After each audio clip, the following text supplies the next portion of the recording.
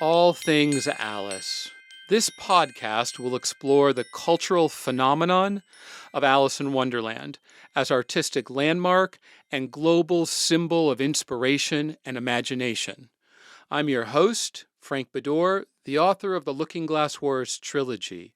Let's explore, what is it about Alice?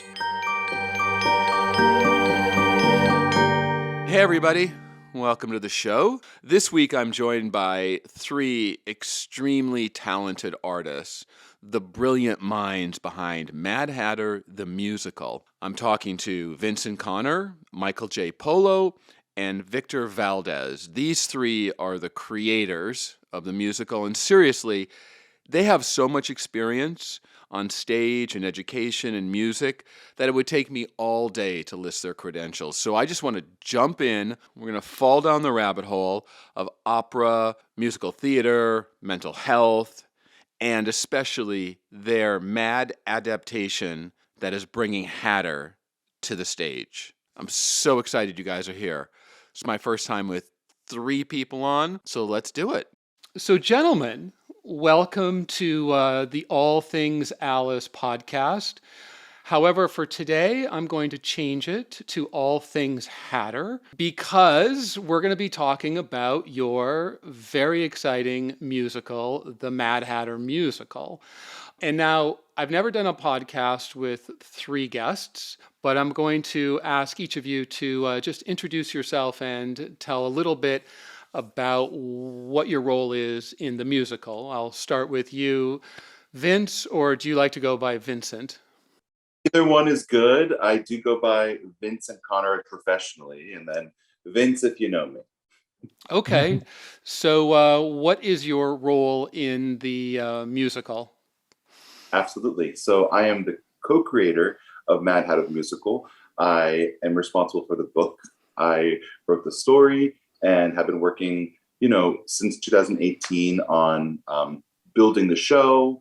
I was the original director of the piece at the London Workshop, and now I'm stepping into the role of the Mad Hatter in Montreal. Oh, wow. That is very exciting. You're a Renaissance man. Wearing many hats, as one would say. I am expecting a lot of puns today, okay? So tell me, you guys are all very accomplished, but Vince, tell me some piece of work that you're really proud of so our audience has a broader sense of your general creativity. Sure. I did all my education in singing, and so I did undergraduate through doctorate in vocal performance. And so I have gone and I have sung professional opera. And then my career has transitioned to opera directing. And now I'm dabbling a lot in actually the commercial field of music. And I'm a part of a commercial music trio called Element Trio. And we get to sing around the world. And we just did a concert in Vienna and Montreal this past summer. So I don't know if we're going to have enough time in this podcast. This might be like a 4-hour podcast because I'm very excited about everything you just said. Michael, your role and something that you're really proud of that you've worked on separate from the Mad Hatter Musical. Sure. Yeah. So I'm a composer of Mad Hatter the Musical. Vincent and I had a wonderful story kind of putting this together from the beginning. And then we were so lucky to have Victor kind of join us in really enhancing everything that we were already working on. But I mean, something I'm so proud of, honestly, is the relationship that Vincent, I, and Victor have together, because honestly, we're coming from so many different backgrounds. Vince and I have been working together since 2016.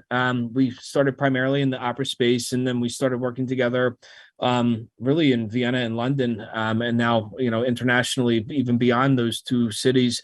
And I think the thing I'm probably the most proud of creatively is the synergy and the creative input that we all have in a collaboration more than anything. But with that being said, I think one of my favorite moments that we had is really how this story began. And it really became out of necessity, which I'm sure we're going to talk about later. But it really begins with me and Vince on a bench in London is really kind of where it began. So I'm going to hit the pause button there. Yes. I'm excited. I'm excited about the story behind the story. So, yeah.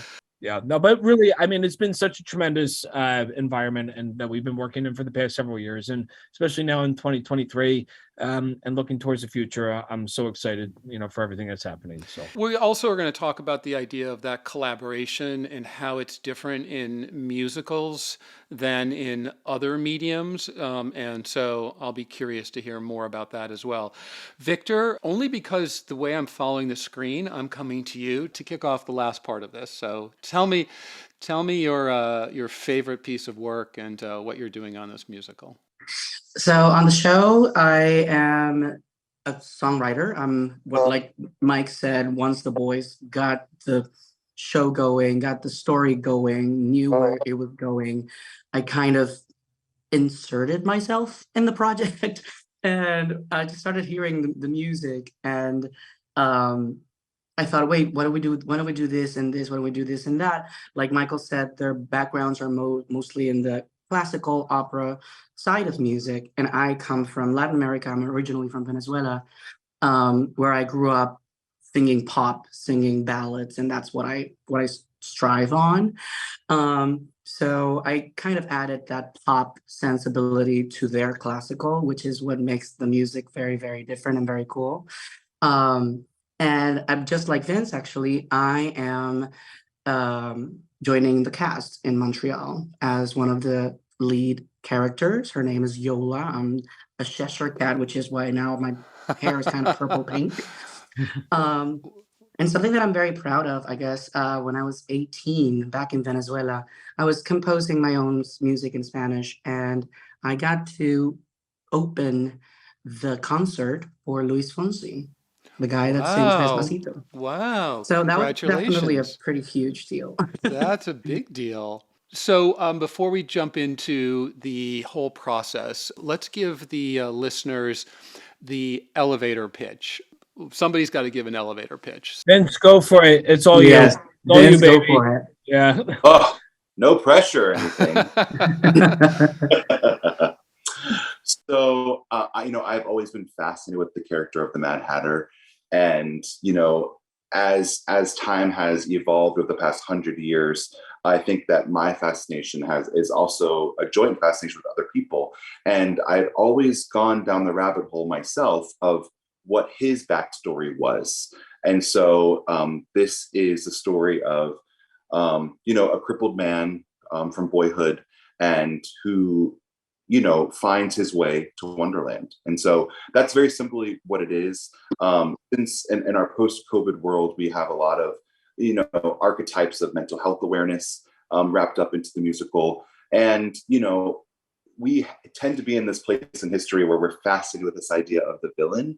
And I didn't want to make the Mad Hatter a villain, but we play with the idea of him being an anti-hero, making human mistakes just as anybody would, and because of the trade of being a hatter back in the Victorian period, they would use mercury, and so the Mad Hatter suffers from mercury poisoning, which is in large part why he has become mentally unstable, mad, you name it. So but there's many different levels of the story, so you could sort of take it from the fantasy of the Wonderland versus the reality of the realism of a man going insane. So, does the musical go back and forth between our world and Wonderland? So you're using the juxtaposition of those two to tell your story. So he's has his mental health issues here, and then in Wonderland, he starts to find himself. Correct. Yeah, we go back and forth in the realms of being in turn of the century London versus being in Wonderland. And just as Lewis Carroll uses the rabbit hole or the looking glass as a as a way to get there, we use actually his hat acts as a port key. So Oh, that's so clever. I was going to ask, is there a rabbit hole? Is there a wardrobe? Is there a toll booth? Is there a mirror? But a hat, that makes perfect sense. That's very clever. That's awesome. I love the idea, that you guys are playing with, going back and forth. Obviously, I did that in my own work, so I think you must be geniuses as well. So, okay. So let's go. I get the question all of the time when I worked on the Looking Glass Wars, the story behind the story. And for me, it was a British museum and finding a deck of cards that led to an antiquities dealer. And I discovered what is the true story of what really happened. So what is your story behind the story? And then I'd also like to know how each of you became involved, sort of the sequence of that. Can I take this, Vince? Do you mind?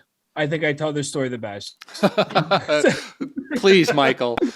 Okay, good. So Vince and I started working together in 2016. Vince is a director, and I was a production coordinator and director and producer on a show that we did together called Madame Butterfly. This was with an opera company here in the States. And Vince and I started working in Vienna, Austria.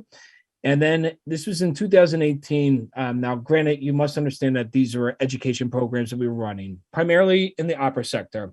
And we started to branch out. And we said, you know what, we should start looking at doing some musical theater programs. So Vince and I, in 2018, took a flight to London in an effort to build a new program called the London Summer Music Theater Academy.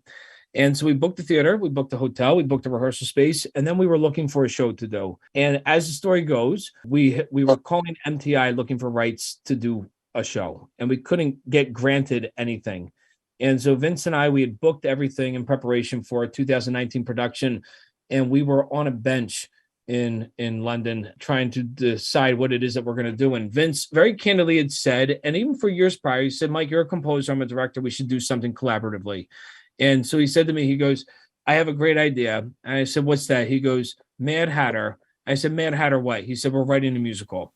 And I said, absolutely no. And just adamantly against it at the point, because we're working primarily as producers and educators. And then he started to tell me a bit about the story of what it was that he was thinking. And I thought, you know what? Why not? I'm a composer. He's a storyteller, director. Why not that we just join forces creatively, because we've always been working together administratively. And so this was the summer of July 2018. And so I went home, after Vincent and I's conversation, and I started writing, and it was just like we started working together. And it was like, you know what? Why not do this? Because this is an ed program. This is a new story. And Vince had so many creative ideas. I had some ideas. And as we were writing and as we were composing, Victor was very much listening to what was happening. And he says he inserted himself. I don't think that's correct. I think that he was objectively listening to what was happening. And he said, you know what? I also have some creative ideas about what should happen.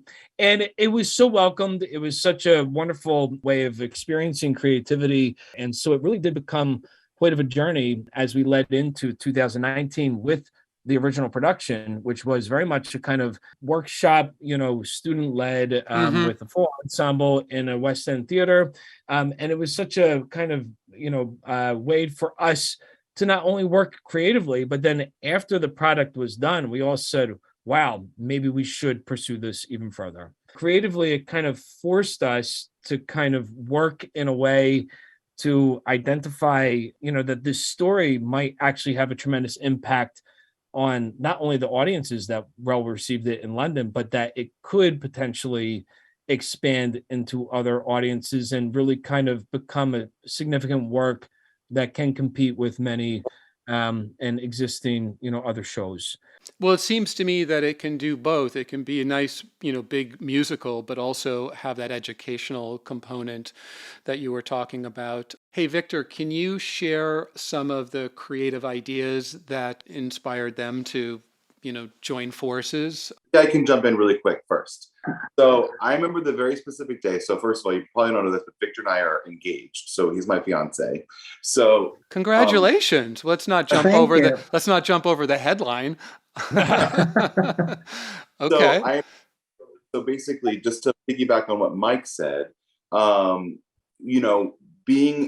having booked the Leicester Square Theater in the heart of the West End, we weren't able to get approved for anything because it was in direct competition with 40 other shows. And so writing something original was something that we actually really needed to do. And I'll never forget. So I really wanted to add this idea of Tweedledee and Tweedledum from the show without actually putting them in. And so when the Hatter gets to Wonderland in our show, we have the cards acting almost in this Tweedledee, Tweedledum energy. Mm-hmm. And so in our show, there's this number called the Rules of Wonderland, where the spades, who are the Queens of Hearts servants, if you will, are sort of, giving this sort of Three Stooges kingpin energy. And I was trying to like put together some lyrics and rhymes. And really what Victor does so well is he has this amazing character about him in his piano bar shows. And I think that he sort of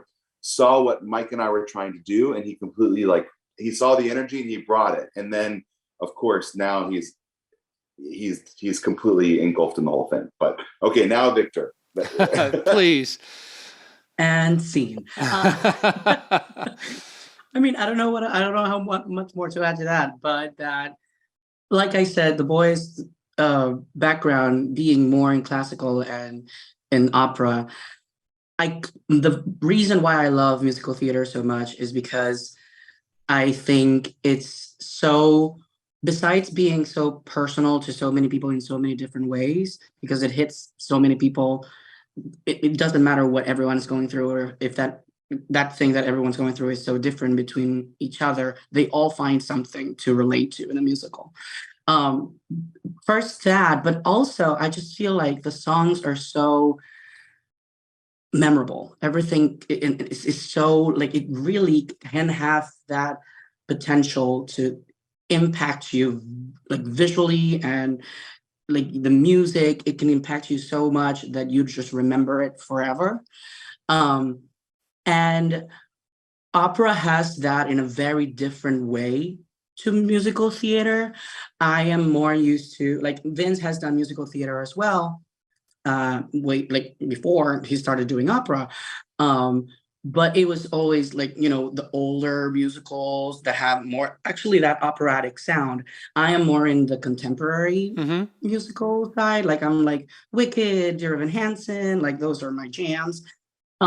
So what I always tried to kind of find in the music that Mike was composing as a classical composer was like, this right here sounds very beautiful, but it might be a little too complex for musical theater audiences. It's not an opera audience, because when you go to the opera, you expect, complexity, and you expect something very, like, I don't know Grand. how to describe it, but much more complex than what musical theater is these days specifically.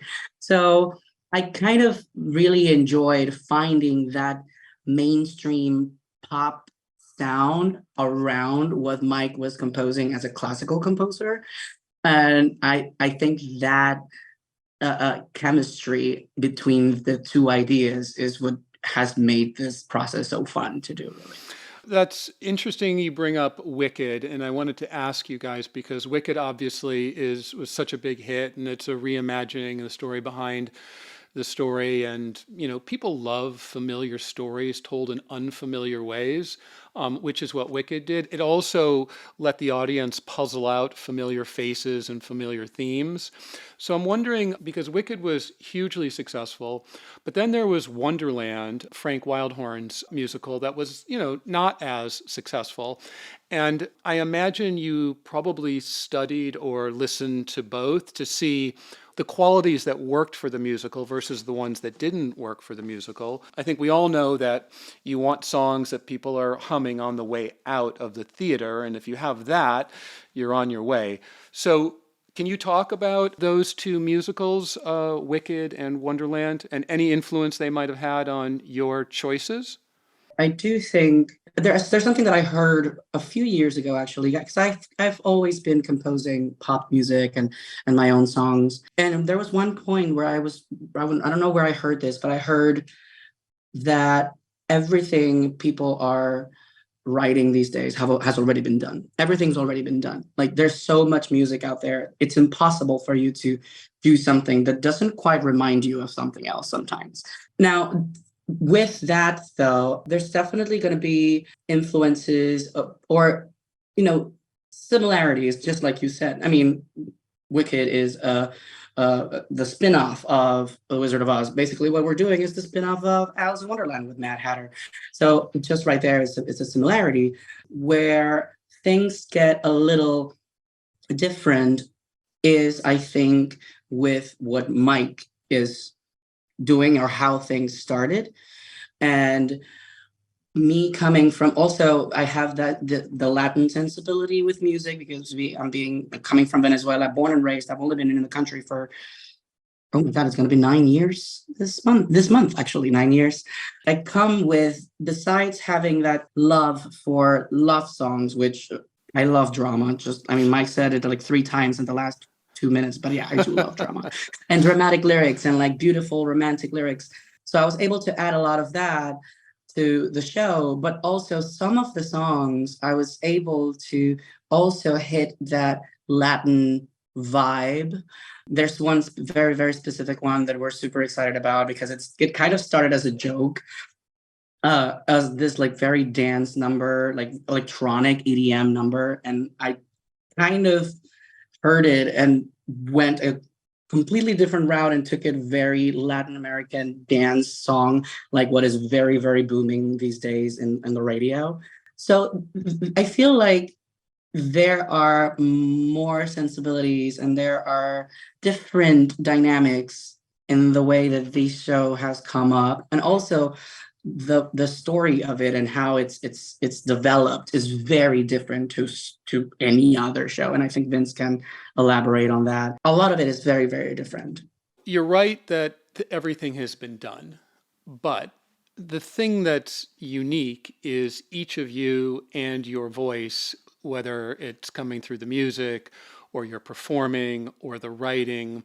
And it's the commingling of that that brings something fresh. And it's also whether you're combining like a new feel of a genre or in these songs. And so what you're talking about in terms of the Latin influence, the classical, the opera, operatic aspects, those are the things that will get people that are listening excited, because we're buying into your own imagination and your voice. And I would think that that's the thing you have to trust, right? I mean, that's what you're leaning on. And so this collaboration, what I'm hearing, that the three of you have this synergy that you keep talking about, that's what is going to, hopefully, that'll make it special and that'll make it feel unique. And so, as I said, people like familiar stories told in unfamiliar ways. And everything you've said to me so far leads me to think that that's what is going to attract an audience. What do you think, Vince? I think so. I think life is all about relationships. And with the three of us, there seems to be an absence of ego, and which I think allows us to really get vulnerable, to explore these archetypes of identity and fantasy, and, almost even in a psychedelic story like Alice in Wonderland, it allows us to dig deep within a story, within a story, within a story. And again, just like Victor is my fiance, Mike is going to be the best man at our wedding. It's a very interesting that the three of us decided just to write a musical together, and just to touch base on sort of your last question about, Wildhorn's Wonderland versus Wicked.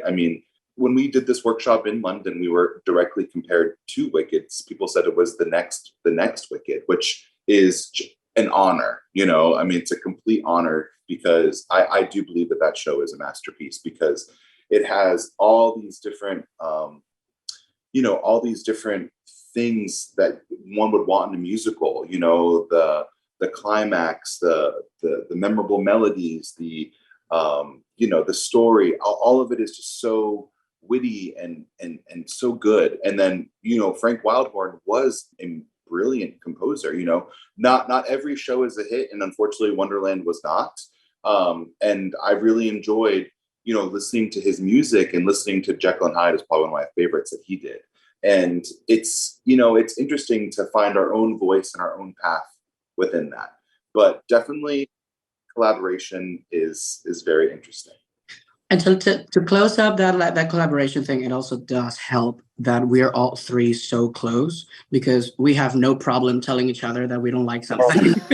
Like there's no politics in here, which is very good. We're very open between the three of us, so it's very easy to fix things very, very fast. I don't think people realize with musicals how critical that is and how different, because it's you do so much work speculatively in the beginning. So it is all of the juice is the doing of it, the coming together and the sharing and creating. So that, in my experience, is wholly different than, getting hired to write a TV show and having lots of chefs. How important is that dynamic that you can tell each other to fuck off if you need to? It's very important. Oh my God. So look, I can tell you, you know what, Frank, I can tell you like this. I am probably the last person you ever want to hear sing anything. Okay.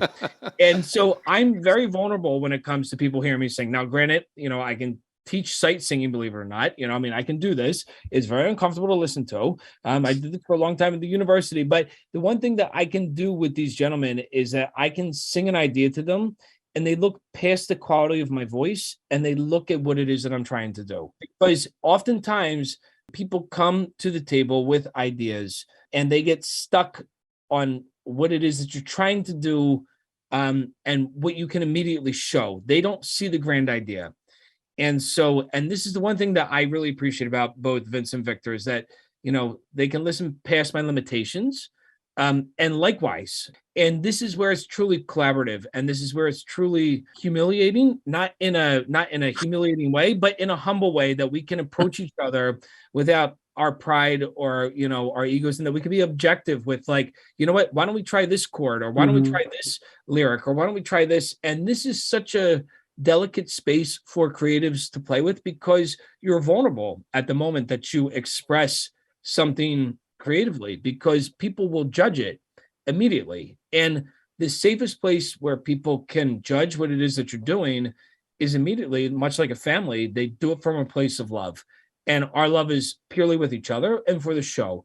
And so we're looking for the success of the show. So when I approach Victor with, like, we were just doing this the other day with the finale for what it is that we're doing. And I was like, look, listen to this.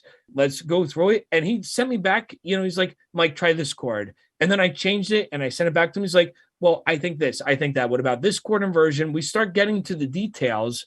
And so it is a kind of purely vulnerable, purely subjective space, but then a willingness to change, which I think is one of the more difficult things I've seen other collaborative projects have, is that some people get bent on ideas and they're unwilling to change. Now, granted, I had 15 years of composition lessons, so I was, all the time going into my lesson being told I'm a terrible composer, But what's nice here, what we have is it's an energy, it's a family orientation, that we can be objective with each other and share in the collaboration of the ideas to enhance the project. Like, while we all have our separate roles, it is very much one unit.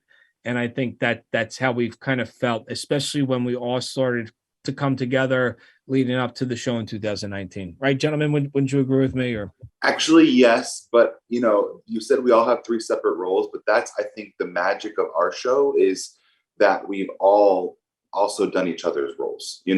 Yeah. Some story has directly come from you, Mike. I've given you some melodies to consider for, like, we really, and that's not the normal case when you are writing a musical. The book writer is the book writer, the lyricist is the lyricist, and the composer is the composer, the arranger is the arranger. We have this collaboration that is different. And melting pot of ideas. Melting pot, yeah. Yeah. That's beautifully said, and I think that's interesting. But can you kind of walk us through why do musicals usually they seem to take a very long time to come to fruition? What are all the factors that go into, getting it ready to put on its feet? Now, I know you guys it's been on its feet, you're doing a concert, there was the pandemic, you can please share how that got in the way, so you have that. But generally, these things are very incremental in terms of the building blocks. And this is a whole bunch of questions at the same time, because I'm curious about putting it on its feet in front of an audience. So typically when a musical is written, the one of the questions was, why does it take so long to get to Broadway? Or why does it take so long to get to La Jolla? Like why does 10 years go by working on this, right?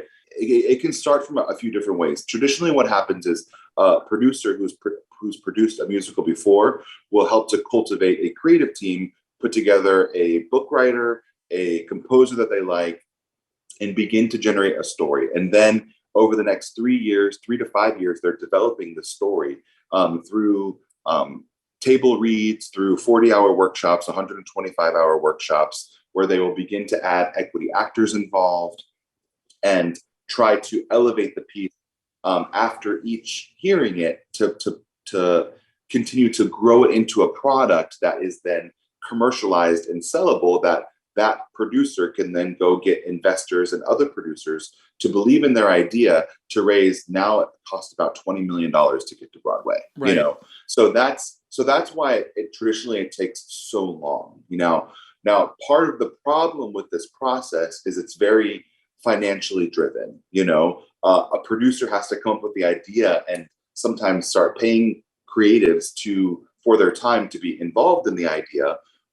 In this case, Mike and I have these study abroad programs in Vienna that we run the Vienna Summer Music Festival in Austria, which is an education program with a business model. It's very simply, if you want to be a classical musician, we're going to bring you to one of the classical meccas, which is Vienna, right? Which is very similar to London. If you want to study musical theater, if you're not going to come to New York, we want to bring you to London to have that study abroad experience to work with West End actors across the pond, so you can get a different perspective as a young creative, as a young actor, as a young writer. And so we sensed this hole in education, and we wanted to be on the forefront of sort of changing that horizon.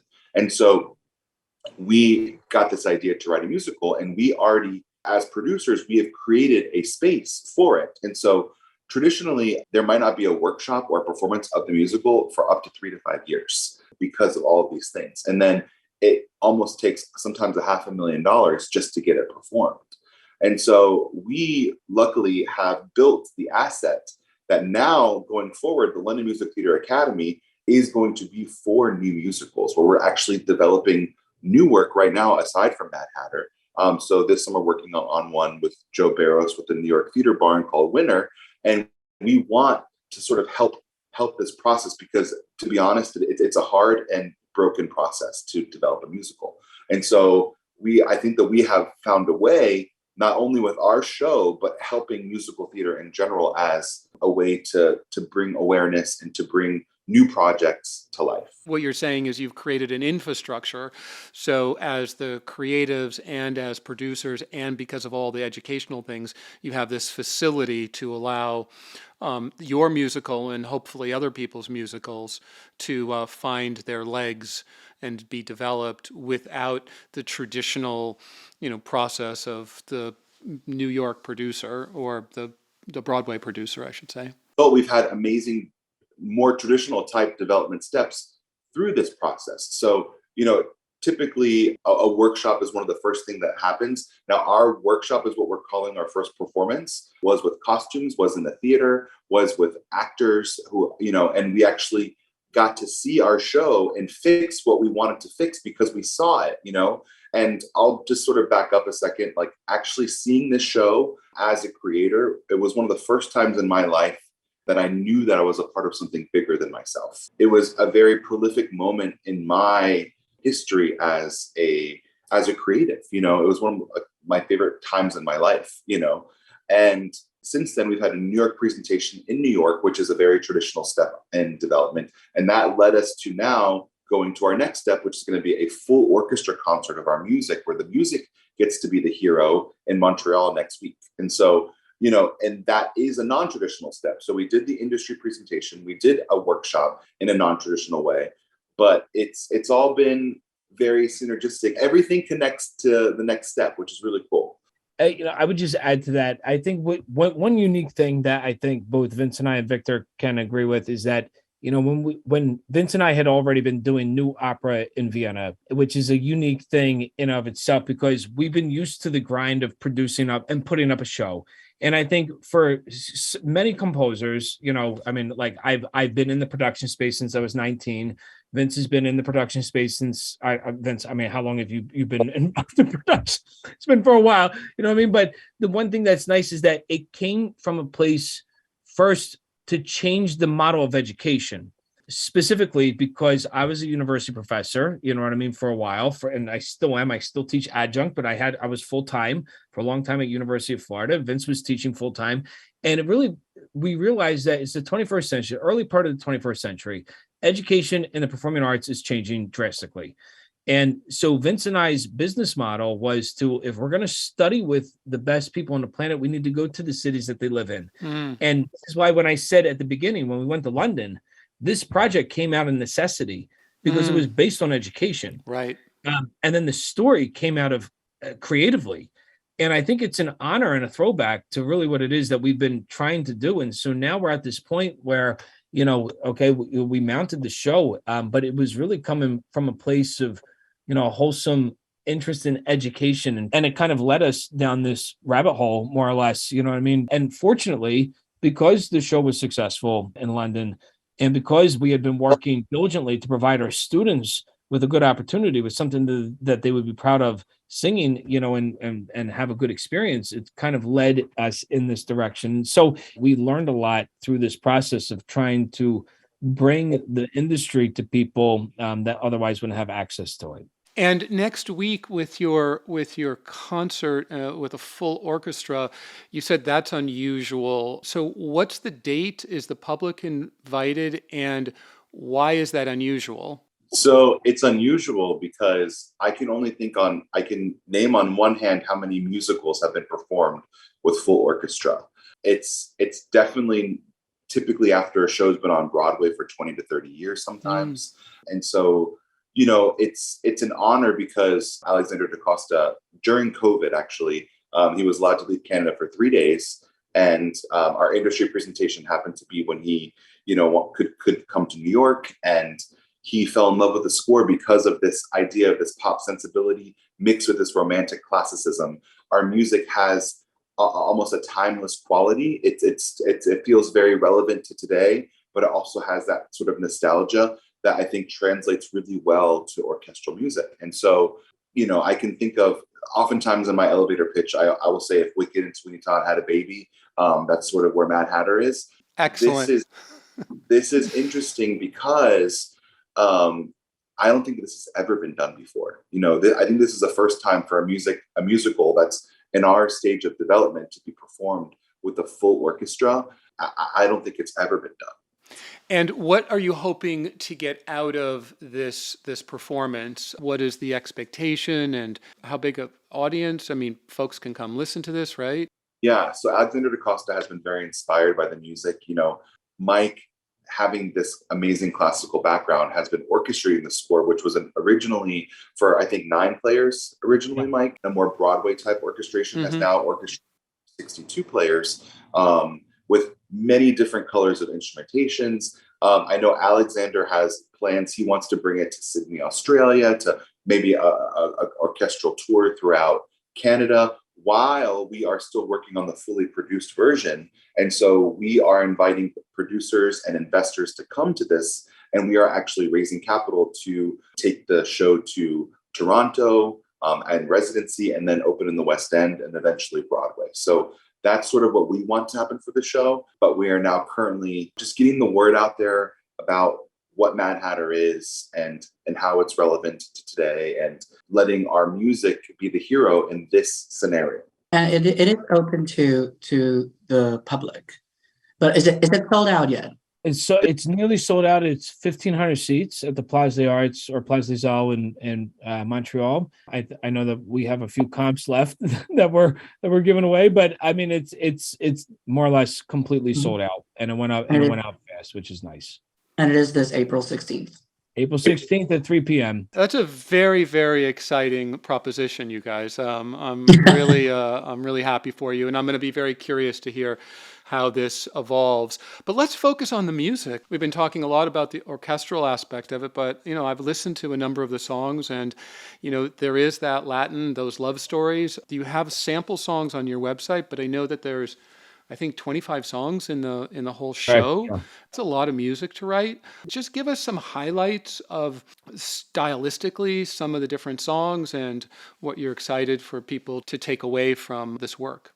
One of the things I like when Mike was talking about our collaborations and how he he gives an idea, and like vocally we kind of understand what he kind of sort of wanted us to hear. One of the things I really love about how we've worked and how the music has turned out is because of Mike's background and his studies with classical music and composition. I learned to sing with my mom when I was 11. I learned to play the piano when I was 14 by myself on YouTube. And that's how I learned. And that's how I play. I play by ear. And when I'm writing, I'm usually very piano vocal driven when I'm writing music. And it usually sounds very ballady. But behind that ballad sound and very simple chords, there is obviously that idea of, ooh, this could have this very weird sound. And I know Mike can do that because he has the tools to make that simple song something insane. And he can literally do that. Like one of the things that has been super exciting to see how it evolved is actually the opening number, Pelt to Felt, where in the song we learn the process of hatting and like how they use the pelts from the animals and use the mercury to make the hats. It's so insane. Like there's no other word to describe how the music sounds. It sounds so amazingly insane what he's made that is it's very easy to get into the feeling of the show just from that first number. Before I pass it on to anybody else that wants to add to the music, one of the things I really am very proud of as a songwriter in the show is one of the songs that I got to write for this character of the wife of the Mad Hatter called Out of Sight. It's the song about how she, as the wife and the mother in this household with her children, are seeing the father figure go crazy and not be the same person that he used to be, and how that shifts the dynamics in the family. And it's a very beautifully heartbreaking song for a mother to help like sing about how she knows her children are seeing their father change in front of them and not for the better, and what she can do to help them or guide them through that, and what their possibilities are. And Mike has done a ridiculous show orchestrating it. It's going to be such a tearjerker. I'm so excited to see people cry. Well, family and that dynamic of family, I mean, that's a really powerful story thread. So I'm excited to hear that as well. But can we go back to, so the opening song you said is insane, insane, insane. Is it insane because it's really well done, or is it insane thematically to match the Mad All of it. Hatter? All of it. Okay. Mike, please fill me in. So I started studying composition when I was 16 years old. I left Berklee School of Music when I was 16. I was there for a summer program and I won a singer-songwriter contest. And it was at this time when I was introduced to a composer by the name of Roberto Pace. And this is really where I learned about the expansion of my harmonic vocabulary. So it may sound insane. To me, it sounds quite traditional. It's really not so complicated. And so it's the opening number of the show. Vince wrote the lyrics, and he actually, Vince, I mean, like, I was not a part of this process for this opening number. Instead of just writing it musically, Vince and Victor, had really kind of written these opening lyrics. And this was at the end of our process, leading into our production for London, because there was no opening of the show. We've been so focused on the ballads and the real story content of it. And it's just like, oh my God, it's the Mad Hatter. We need something that's going to make them a bit off-keeled. And the way that it opens is really quite simple. If you want to make somebody feel uncomfortable, all you have to do musically is just confuse them. So here's our stability. We're going to go this way, then we're going to go this way. It's actually not so complicated, but if you understand the harmonic vocabulary of how music functions, it actually happens quite simply, while still keeping it exciting. So for this piece in particular, one of my biggest inspirations was Dmitri Shostakovich, who's one of the best, I think, 20th century composers. And so, while it's crazy, it's chromatic, but it resolves. And so the tension increases and then it resolves, and it increases and it resolves. It's this kind of inflating the tension to kind of say, hey, here we are. But the way that after this piece happens, we get into the sentiment of what the Mad Hatter is, and we find that he's broken. You had asked, why is this different, or why is it, unique, and why is it not like anything else? It's because there's a pop sensibility, which is what Victor has. There's a proper training, for me as a composer, and then also just my background as a writer. Vince's sensitivity to drama, and so we're bringing these three energies together. Going back to your original question, melting pot. What we said earlier, we use a different, mediums of musical genres. I mean, in A Mood, we explore the Three Cheshire Sisters, and it's complete jazz, and then we have the character of the Mad Hatter, which is a crossover operatic pop, sensibility, versus the Queen of Hearts, which is very on the operatic side. Then we have Mary Beth, the Mad Hatter's wife, with Yola, the Cheshire Cat, being extremely musical theater belts. And so we are able to explore different varieties, but still bringing that continuity of that melody that makes it all feel familiar, even though In a Mood could literally be performed at a jazz club, or the Caterpillar at a Latin club with the new song, Who Are You? You've done a really good job of describing the conflict and the drama and the theme of instability because of the madness that's going on in the music. I'm curious, from a book writing standpoint, can we talk a little bit thematically about the lead character and his story arc and the melding of the book and the music? I think one of the also reasons that I feel like it's really working in this show is because we wrote things in tandem together. We went through some rabbit holes that didn't make it in, And so because we just realized we were going down a dead end, So where does the story end? We end up at the tea party. So that's where I really wanted to end the story. And so the very last thing that people see is Alice finding the tea party, and then it's blackout. And so you hear one of our most memorable melodies from Will You Be My Wonderland, the song, and we see Alice and there's a blackout. And so literally we saw this in London and people gasped, and then, we had standing ovations. And so it was just that sort of surprise effect, because there isn't really much mention of Alice at all, except for I did give the Mad Hatter has a daughter, and her doll's name is Alice.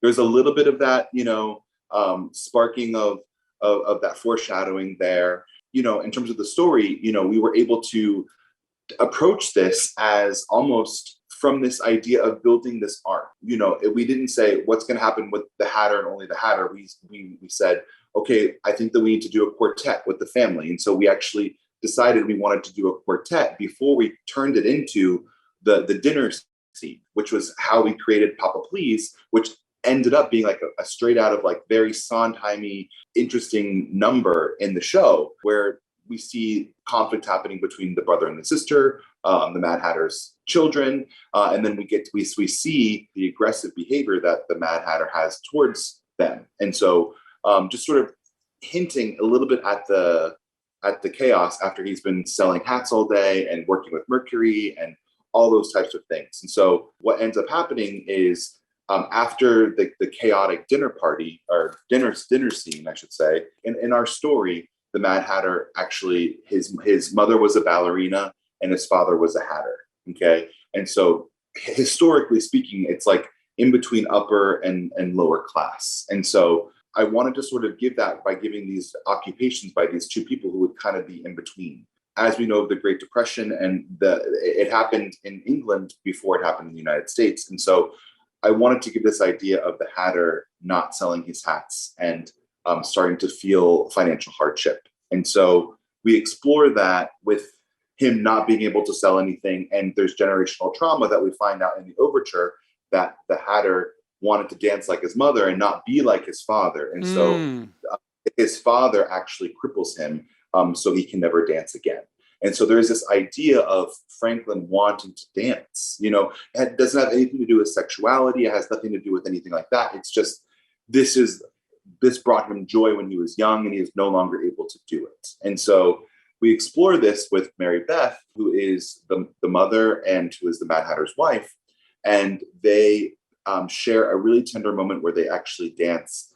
They try to dance again, and the Mad Hatter falls because he's crippled and he can't actually hold himself. And so there's this beautiful duet called "Relax, My Dear," where the mother is trying to let him know that everything's going to be okay. He'll sell hats tomorrow, and they have this beautiful tender moment where they actually touch each other and they dance, and then he falls, and then then when the Mad Hatter falls, he goes down this downward spiral of being haunted by his father's hat, which contains the port key, which brings him to Wonderland. And then we start to explore this him being very depressed in Wonderland or in London versus finding a sense of freedom and utopia in Wonderland.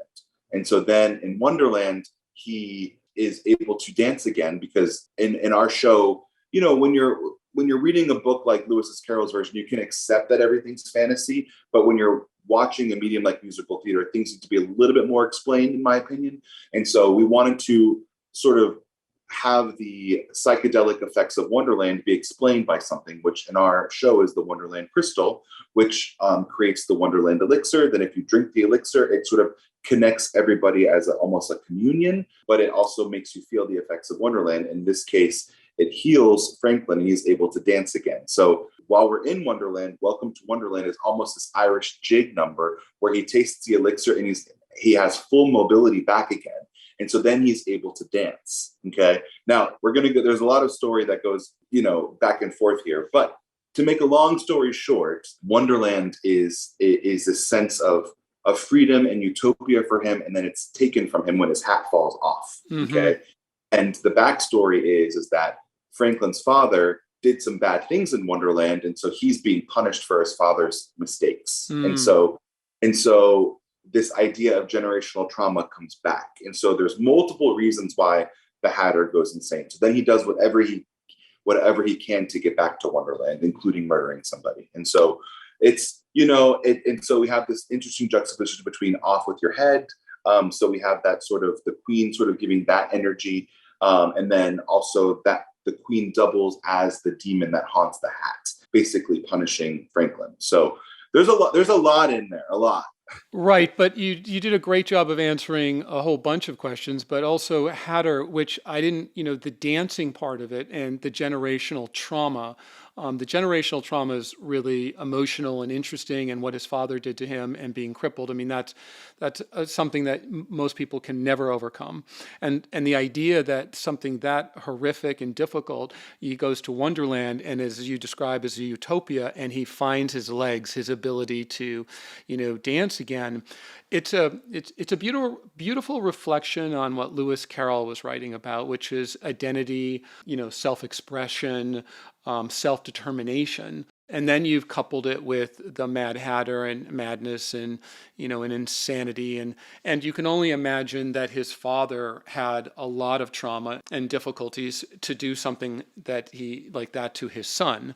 A lot of what you just said should, sort of be part of that elevator pitch, because it was a really powerful way of describing it.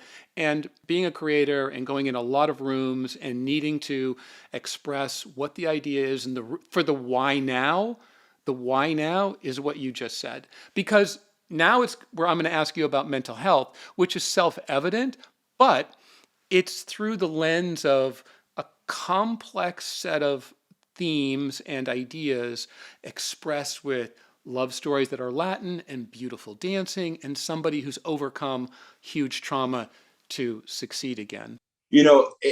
I'm so glad that we're doing 2 episodes, because there's a lot to sort of unpack here.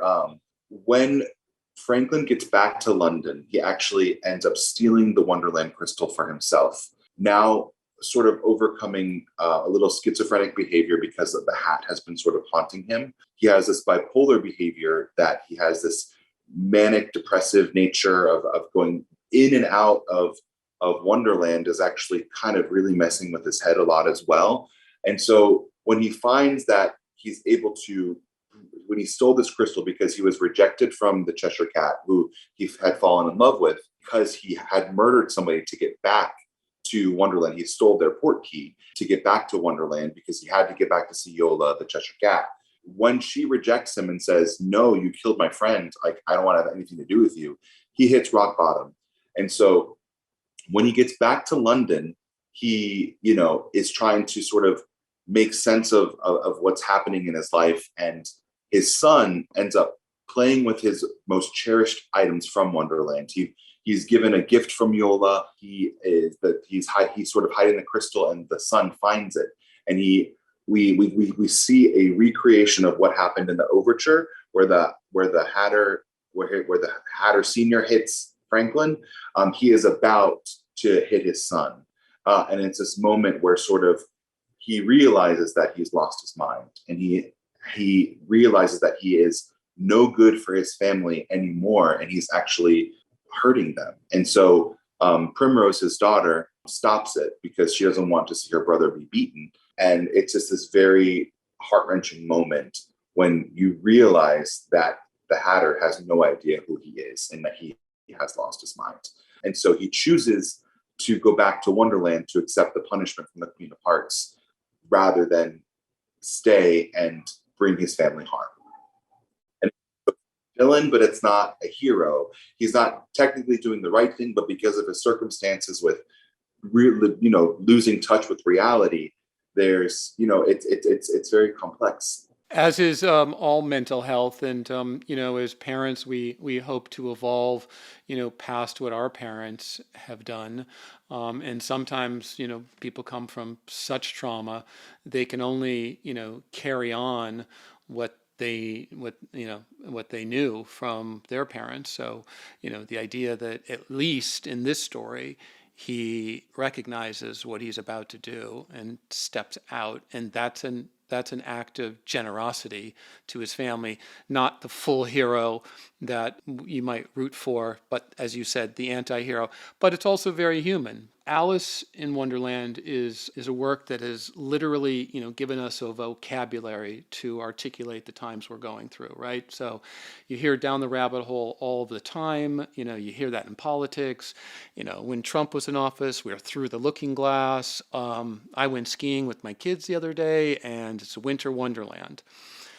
So Alice is always redefining a generation, and what's coming out of your musical, for sure, is the mental health crisis.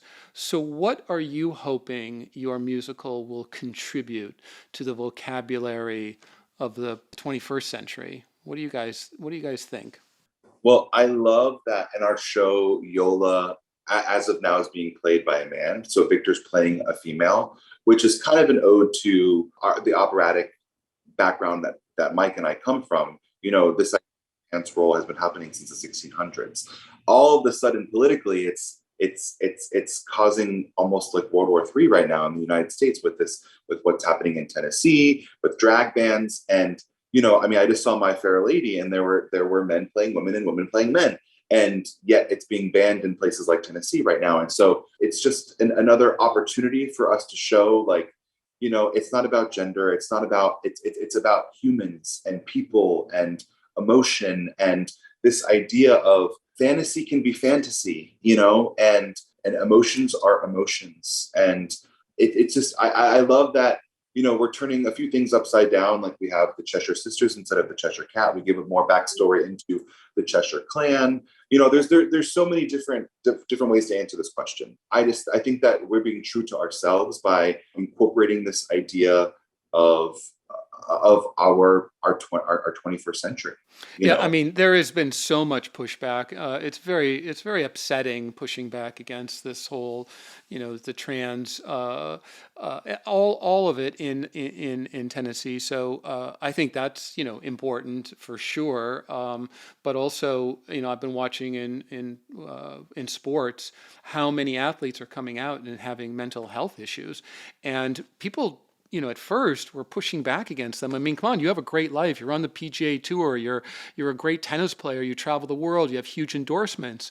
Well, guess what? I'm a person first and foremost, and I'm freaking out over here. So, and I'm going to try and be brave and express that. And all of these things people are just trying to express a need for the same theme we just talked about, identity and self-determination and self-expression. And that's the thing you want to keep hammering home, because that's identifiable. People can relate. I think along with that, I would say that there's been a prescribed way of how people should go through life. Like, for instance, there's an obligation. I'm going to talk about a different type of identity, but I think that is equally as important as, like there is a kind of prescribed way of living now. Like, I should go to college, or I should, participate in these activities that are institutionalized rather than my own way of doing things. Which is the way that, I was kind of, I went through education from start to finish. I went from bachelor's to PhD, 15 years. And I just thought that this is what I should be doing. Now, granted, all along the while, I knew that there were places that I could go, but I see with my students, and Vince and Victor, I know, we can all share the same sentiment, that we do see that there's a kind of institutionalized identity that has been kind of pre-programmed for how young people should behave, especially in the coming of age. I think in many respects in the 21st century, I think it's well informed from, previous institutionalized ideas. And I don't know if they're necessarily correct nowadays. And so I see the trauma, that some of my students are going through, just me as a teacher. And, Vince, I think you can agree, because he's also teaching young people, and we have these people coming through our programs, and Victor's witness to him because he comes and he's been, around him and understands it, that, there is a sense of identity, but I think that it extends beyond, a prescribed way of how people should be operating, as opposed to what it is that they could possibly be doing. And I think that Wonderland, in many respects offers possibilities, and it's just having that opportunity to go there. And this is kind of what I kind of, gained from our own sensibility, with the show, is that it does encourage the imagination to fly, and to know that there's no one way of doing things. There's no one way to live your path to find redemption for what it is that you're dealing with. Our Mad Hatter, he finds it after he's had children, and after he's, been through his trauma, and he realizes that the best thing for his family is the new decision that he's going to make. And I think that this is, it's a tough thing for many people to make difficult changes in your life. Otherwise, you find yourself miserable. And I think that our Hatter, while he's going mad, he does find joy, and he understands the sacrifices that he's making. I'm so happy to have had this chat. Thematically, you guys have such a strong show, but as people, you're really creative and trying to share your knowledge, your education, and you're also reaching out to, give folks a forum. There are so many aspects of how you're going through life that I think, a lot of us hope and want to be able to do. Be creative, give back. Be creative, give back. It's a beautiful thing to listen to, and especially through the Alice in Wonderland lens, a work that's been so imaginative and has been generational for, been with us for 150 years. And you're finding a way to make it relevant now in the 21st century. So there was so much more to talk about. I didn't have a chance to ask you. I think I'll just do it anyway. If you were a character from Alice in Wonderland, who would you be and why? Go ahead. Victor, I'm going to ask you first, just because you have the biggest smile on your face. So I don't know if it's because you have a Cheshire Cat smile right now. So Right? Only because it's so freaking obvious.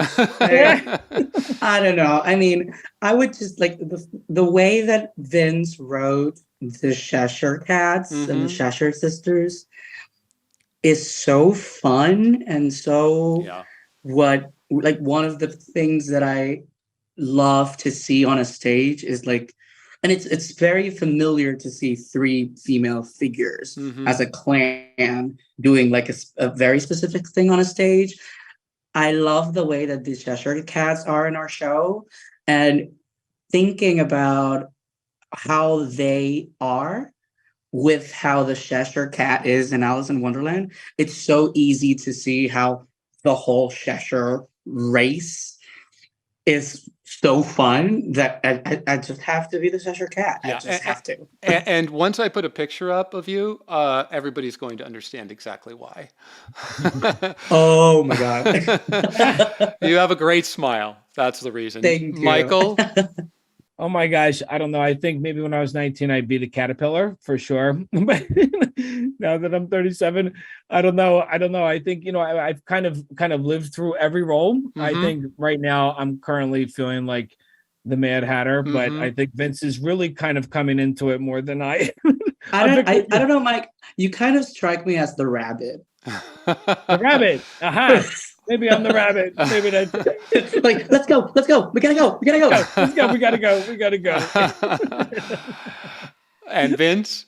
Well, I've been really getting over the last few weeks ingrained in the Mad Hatter because I'm about to perform the role. But I'm actually going to answer it similar to what Mike Polo said. I mean, I love this idea of the caterpillar, actually, just because this sense, it reminds me so much of my grandfather. In the book, I think he's portrayed a little bit as a jerk. Yeah. But when I envision him, I think of him as more as wise and philosophical, and I think that's really what I want to be. Well, so. those are excellent answers, and so you gentlemen, thank you again so much. This is just part one. Okay, because we're going to have more of the creative crew on. We're going to talk more about pop culture influences. We're going to talk more about why Alice. We're going to talk about more about the Hatter. But until then, thank you for an epic morning of the Mad Hatter and your musical. Thank you, Frank, for having us. Thank you. Thank you, Frank. Yeah, real pleasure. Okay, take care, gentlemen.